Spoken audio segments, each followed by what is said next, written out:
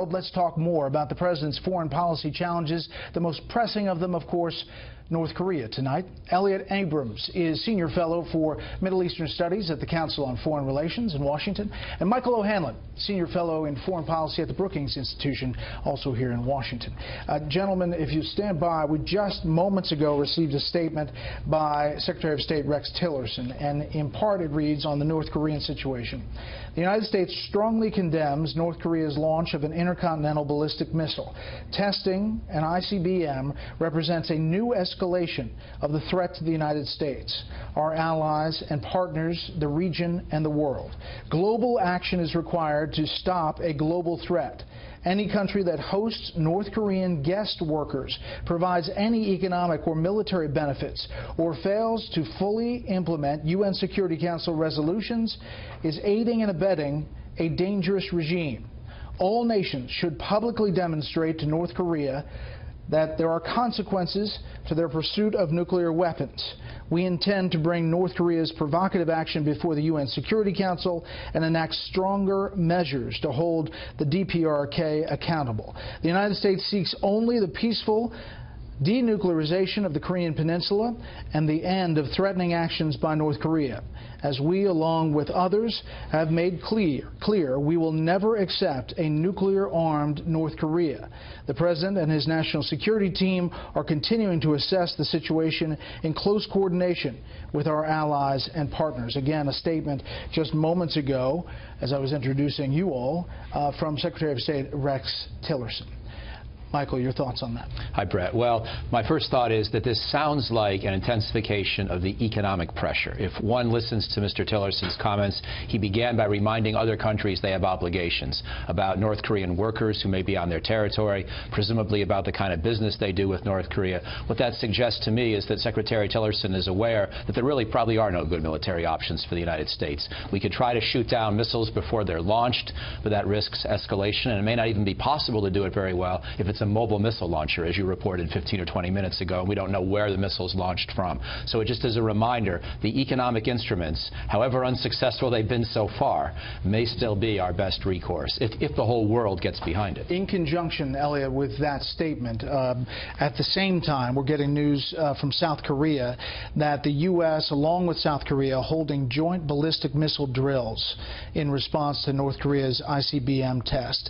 Again, that's South Korean media reporting coming out at exactly the same time as that statement. Well, we're going to find out one thing interesting if there is that UN Security Council session that Nikki Haley wants. Where are the Russians and the Chinese? Are they going to be willing to have additional sanctions on North Korea? Or do they just want more talk and do we have to do this alone? I think, you know, flying over North Korea is a good thing to do, but the question really is, are we going to get serious about financial and economic sanctions? We were for a while, about 10 years ago in the Bush administration, and then we let up on them. What I mean is, for example, if you're a bank and you're doing business with North Korea, you're out. No more business with the U.S. That's significant sanctions. That would affect China, Chinese banks. Are we going to do that? That's the kind of tough measure that we should be willing to take. Do you think that's what you hear in that statement from Rex Tillerson? Unclear. Tough talk, but are we willing to really go forward with it? Because it's going to interfere with U.S.-Chinese commercial and financial relationships. So that's the question we're going to find out in a day or two. Are we really willing to do any of this? Yeah. To your point about the mobile launch, if in fact that's true, experts in the region say that's what they see in the photographs. It adds another dynamic to the challenge, not only with the ICBM that can reach Alaska, a two-stage missile, but also the fact that they could move them around and we wouldn't be able to stop them before they launched. That's right. With the North Korean missile threat so far, at least whatever medium to longer range threat there's been, frankly, some of those missiles might not have made it anyway, but we would have seen them being prepared for launch for an hour, 2 hours, being fueled. Liquid fuel rockets on a launch pad, you can see the preparation, which means you can preempt in the classic sense of the word, if you choose to do so. And we would have had that option at least in war, even if not in peacetime. Secretary Carter, Secretary Perry, two recent Democratic secretaries of defense, wrote an op-ed in 2006 saying we should consider that even in peacetime. And so you have those kind of options with a fixed launch site. You don't have that option nearly as easily with a mobile missile. You may be able to try to shoot it down in the ascent phase, but you may not see it as it's being prepared for launch. Elliot, President Trump is getting ready to go to the G20. Along the sidelines there, he's going to have the first official bilat with President Putin, the first official bilat actually since 2015 between the U.S. and Russia. It comes as Putin meets with Chinese President Xi tonight, talking in part about North Korea. Here's a soundbite from earlier.